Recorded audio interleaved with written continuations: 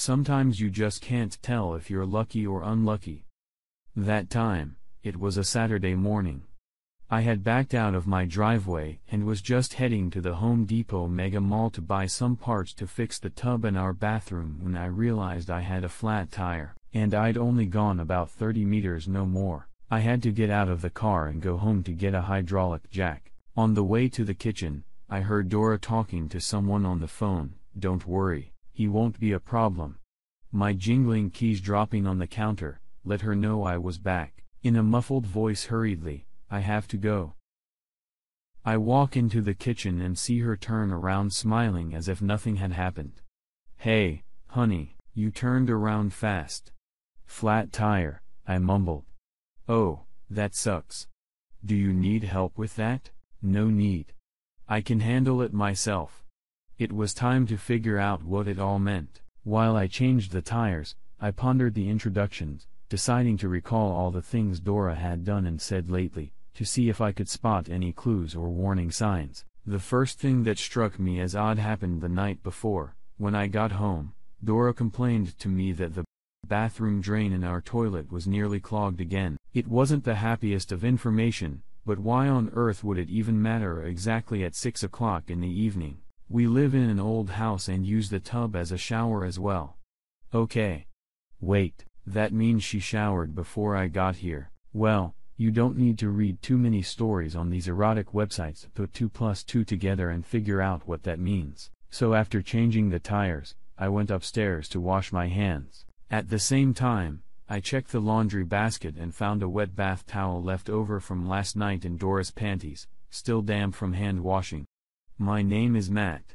I've been married to Dora for 4 years. We knew each other in high school, but hadn't dated at the time. One day after graduating from college, we saw each other again, and everything seemed to fall into place. We had an active and healthy sex life before we got married, and it didn't slow down too much until recently. Come to think of it, the first red flag was when our friends, Jim and Diane, got divorced. I was totally on Jim's side for all the crap he put Diane through during the divorce.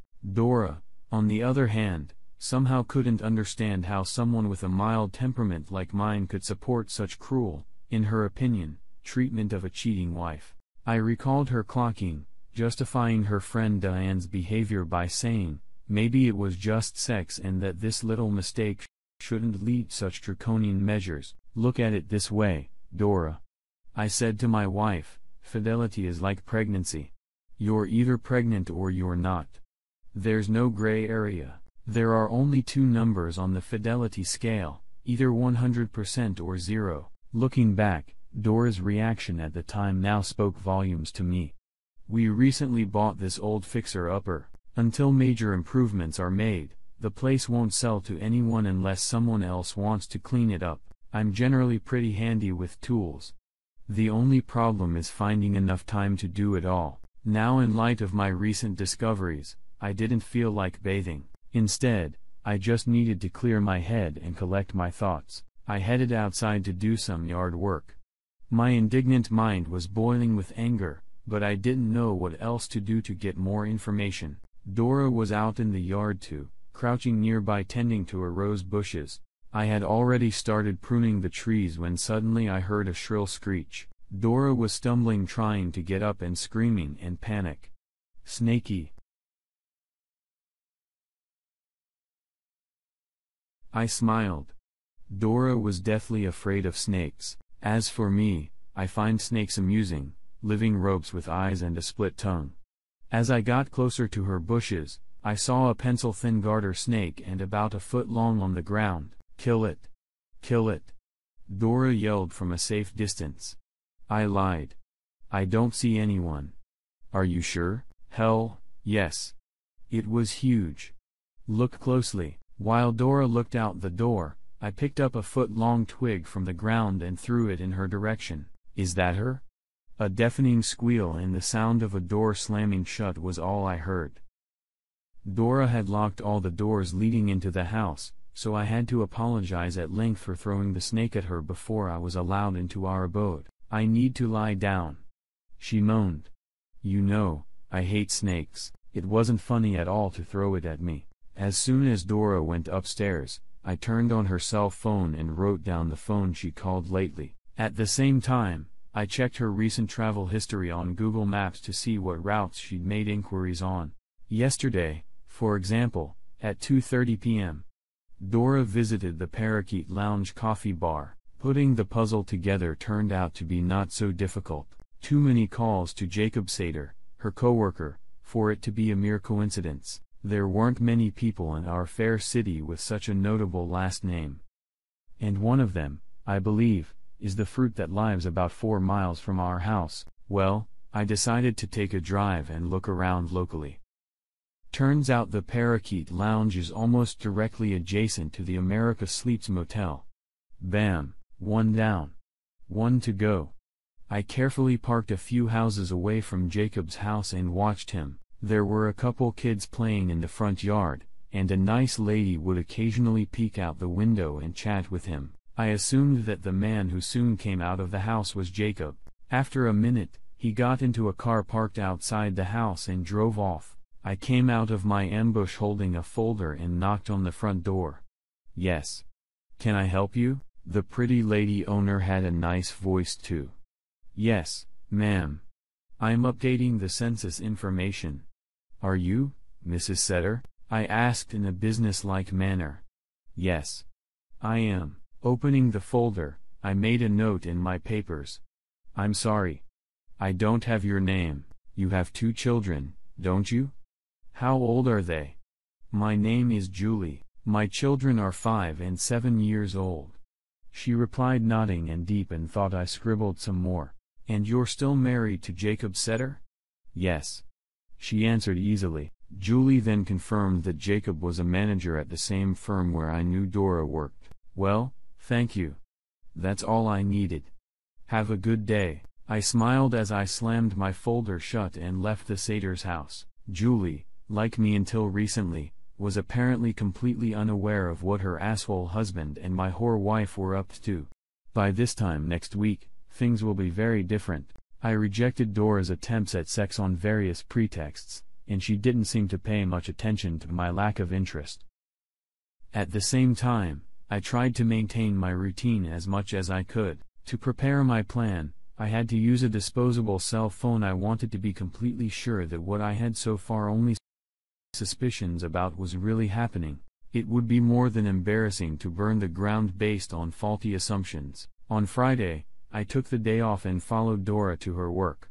Setting myself up for a long wait, I spent the morning reading erotic stories about cheating wives on my phone. For some strange reason, stories in the BTB genre have become my favorite at the moment. Around 2:30 p.m., Dora walked down to her car and pulled out of the parking lot. Following her, I kept a decent distance behind her, almost certain that the road would soon lead us both to the now familiar Parakeet Lounge. Indeed, after parking at the Parakeet, Dora headed straight for the motel stairs. I positioned my car so that I had a view of those stairs. A minute later, Jacob joined Dora, and the two of them went up to the second floor where Jacob opened the room with his key. Now I saw everything I needed to see. I dialed my friend Alex's number, letting him know I was heading in his direction, and then started the engine and drove off. Back at home, Dora was quite surprised to find me there, sprawled out on the couch watching TV. I had no doubt that she had just been well fucked and wanted to shower as soon as possible. Matt, what are you doing home so early? Lingering in the living room aisle, she asked a little worriedly. I had some urgent business to attend to, so I took the afternoon off. I see you took the afternoon off too, didn't you? As if nothing had happened, I asked her a counter question in a steady voice. I wondered what she'd come up with as an excuse. I spilled a drink on myself, so I decided to go home and take a shower. I'll be down soon and let's go out for steak. Wow. Dora showed impressive agility and quick thinking in an unexpected situation. Wow. I, unlike her, could barely contain myself. While I waited for Dora, I had removed the regular doorknob from the bathroom door and replaced it with one that could only be opened from the bedroom side. The door opened from the bedroom to the bathroom.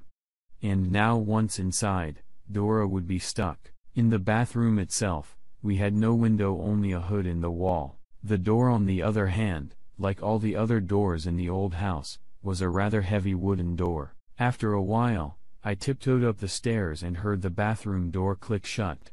I pulled the handle from the outside to make sure it was securely locked. A few seconds later, there was a hysterical squeal. Dora was pounding on the door, but the pounding wasn't as loud as her panicked screams. I turned on the radio next to the bed and turned up the volume to drown out the screams. You see, I had borrowed 2 very large snakes, yellow anacondas, from my herpetologist friend Alex.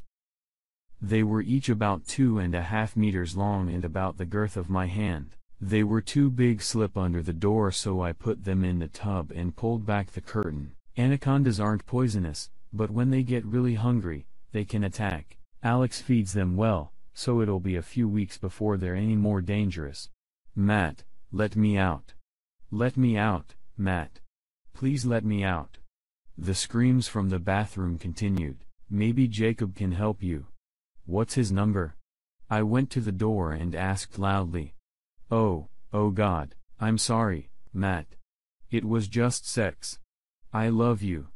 Please let me out. Followed by a squeal and a new round of screams. Maybe the snakes were getting a little closer and friendlier to Dora. Then I heard a terrifying rumble. Matt, fuck you. Open the door.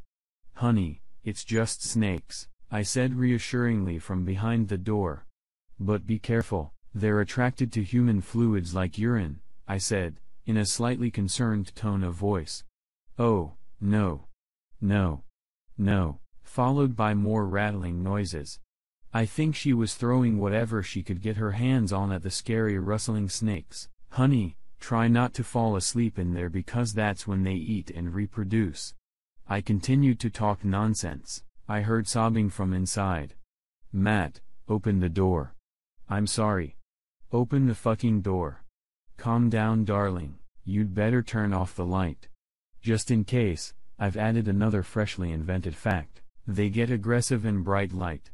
I'll come check on you in a few hours. For the next few hours, amidst the hysterical sobbing, the rumbling sounds of something crashing were heard now and then. Then suddenly, there was a loud thud. Dora must have fallen off the toilet or sink, for after that, her screaming voice changed radically, ringing with panic and ultrasonic terror. Matt, help me, help me.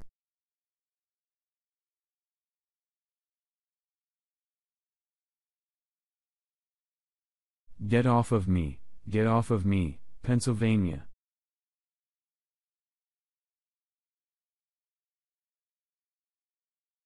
Dora, just trying not to scare them. I interjected as she gathered air for another scream. Otherwise, they'll panic and try to crawl into the dark, warm, and damp holes. I blurted out some more nonsense. All this noise and rumbling made it too disturbing to sleep in the bedroom, so I moved to the living room and slept on the couch. In the morning, after brewing a cup of coffee, I climbed the stairs to see what the forecast was for today. How are you doing, darling? I asked through the locked door and listened. I couldn't hear any of the old mess, only grunts and whimpers from inside. Perhaps it was the lack of adequate sleep. I'd have to stop by again at lunchtime and check it out. I spent the morning going through my email and looking at new car offers. Then Dora's friend showed up on the doorstep, picking her up to go somewhere together. Hadn't she called you? I wondered. I'm sorry about that. She didn't sleep well last night, and she's not feeling well at all. She's been acting kind of weird. I'll tell her you stopped by. Every now and then, I heard rumbling and screaming. She must have gotten a little hungry by now too. Are you done showering in there yet? I knocked on the bathroom door. I'm going out for a while to enjoy a nice juicy steak. Bring anything back from there for you. In a very weak voice.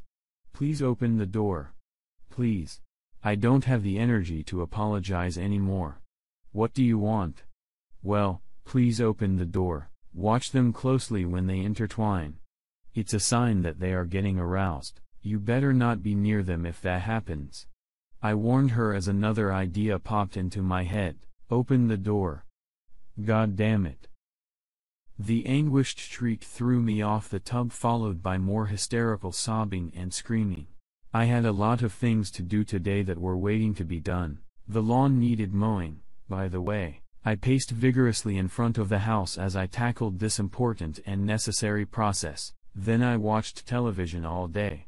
After the broadcast of the golf tournament ended, I checked back in to see how the celebration of love and oneness with Fauna World was going.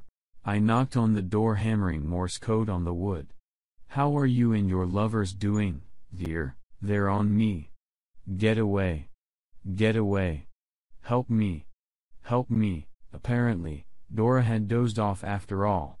And her yellow lovers took their chance and snuggled up to her, wrapping their temporary roommate in their loving embrace. "I will leave you and your lovers alone. I'll be back in the morning to wish you sweet dreams, dear Matt. Open this door now." What a bossy little thing. Well, I guess I'll leave her in timeout for a while longer. The crying and screaming continued at random times throughout the night. I slept in the distance again, on the now familiar living room couch. With my steaming morning coffee in hand, I climbed the stairs again and put my ear close to the wood paneling. Not a sound could be heard from inside. Maybe she had managed to get some rest after all. I cautiously opened the door. Dora lay passed out, wedged between the wall and the toilet. The bathroom was chaotic and a complete mess. I put the 2 snakes into the canvas bags. Alex had provided it only took a few minutes to put the regular doorknob back on. Then I used my phone to take a video of a ragged Dora, sleeping in the toilet bowl's embrace, and document the damage she had done during her confinement. Finally, I called 911 and informed them that my wife had lost her mind. I had thoughtfully stashed the canvas bags of anacondas in the trunk of my car. When the patrol car arrived, I told them how Dora had first locked herself in the bathroom and then suddenly started trashing it. I didn't know if she was stoned or abusing drugs, but she was screaming something unintelligible and raving about the snakes around her. Yes. She was acting completely paranoid, like she was crazy.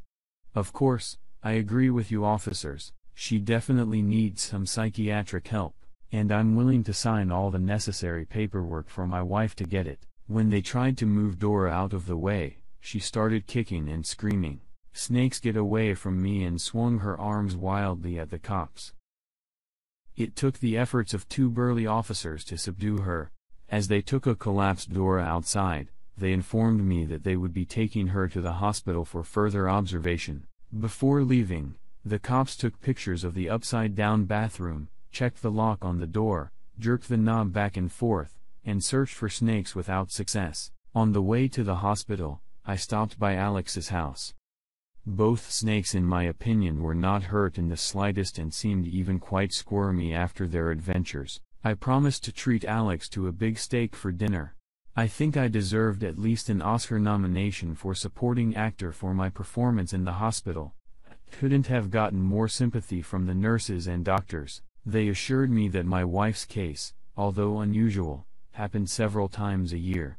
I peered through the window inside the room and saw that the orderlies had Dora securely encased in a straitjacket. The sedatives should help her regain her composure over time. The doctors have convinced me to agree to keep her in observation for at least a week. I don't think this will reflect well on her resume. The report I received a week later was not very encouraging for Dora. Every time someone or something near her moved, she pounced on it and screamed. The patient also kept going on and on about how I had locked her in a bathtub with snakes to punish her for her cheating. Her cheating? How? She's having an affair. I continued to the best of my ability to play my best husband caught off guard role. Someone she works with named Jacob, they told me. Shit. I need to sit down. I don't feel so good. So you think it's guilt that's got her off the rails? The brain is a very complex thing. It's hard to say what caused her to snap. They sympathetically handed me a glass of water. There were no snakes in there. So what's going to happen to her now? I asked her attending doctor. We have drawn up the necessary paperwork to keep your wife under observation for another 2 weeks. He replied, I called my lawyer and asked him to start divorce proceedings. He in turn contacted Dora and Jacob's employer and began working on a settlement agreement. Jacob is a manager at their company, and Dora is not, so they didn't have to mix their bodily fluids in the most outrageous way. While Dora is being treated for her nervous breakdown, she can't be served with divorce papers.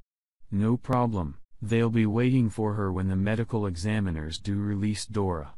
She'll also have to find another job. I hear Julie's also declared a hunting season on Jacob's former employer. By the way, Jacob himself, I just found out, also went into the same hospital for a little while. Turns out he was bitten by a poisonous snake he found in his car. They had to amputate a few extra fingers. I bought a poster like this and put it up in my office. A snake may shed its skin, but it's still a snake. Remember that before you let certain people into your life.